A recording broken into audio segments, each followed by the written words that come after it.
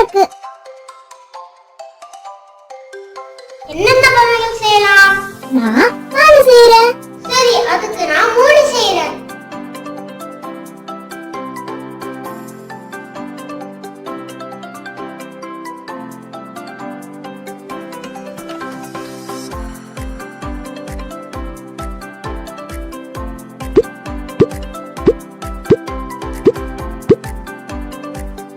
இப்போ நான் கரண்டி செய்யறேன். ஓ அப்படியா? அப்படி நான் இன்னும் செய்யறேன்.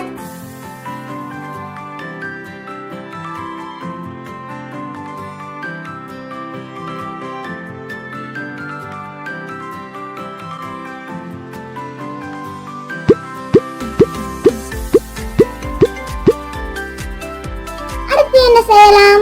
நான் கிரிக்கெட் பேட் செய்ய போறேன். அப்ப நான் பந்து செய்ய போறேன்.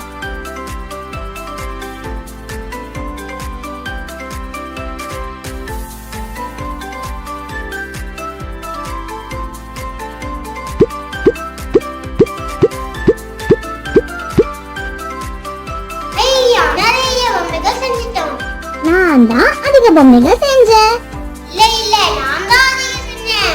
அடடா, என்ன இது குழப்பம்? நானும் நிறைய பொம்மைகள் செஞ்சிருக்கேன், நீயும் நிறைய பொம்மைகள் செஞ்சிருக்க. ஆனா யார் அதிகமா செஞ்சிருக்கோன்னு தெரியலையே. அதை எப்படி கண்டுபிடிக்கிறது? சரி, நான் ஒரு ஐடியா சொல்லட்டுமா? சொல்லு. நான் செஞ்ச ஒரு பொம்மையில இருந்து நீ செஞ்ச ஒரு பொம்மைக்கு ஒரு கோடு போட்டு பொருத்துவோம். இதே மாதிரி ஒவ்வொரு பொம்மைக்கும் ஒரு கோடு போட்டு பொருத்துவோம். ஓ அப்படியா? நீ ஒண்ணு, அதுக்கு நான் ஒண்ணு. கடைசியில யார்கிட்ட பொம்மை மிச்சம் இருக்கோ அவங்கதான் அதிக பொம்மைகளை செஞ்சவங்க. சரிதானே? இதோ நான் செஞ்ச பானை. இந்த அதுக்கு மூடி. ஒண்ணுக்கு ஒண்ணு சரியா போச்சு.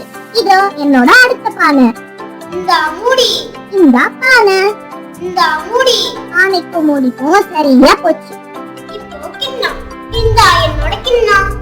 இந்த ஒரு கரண்டி. இந்த கிண்ணம். இந்த கரண்டி. கிண்ணம். கரண்டி. கிண்ணம். கரண்டி. கிண்ணமும் கரண்டியும் சரியா போச்சு. இதோ பேட்டு. இந்த பந்து. ஒரு பேட்டு. ஒரு பந்து. பேட்டு. பந்து. பேட்டு. பந்து. இந்த பேட்டு. அடடா, என்கிட்ட பந்து இல்லையே.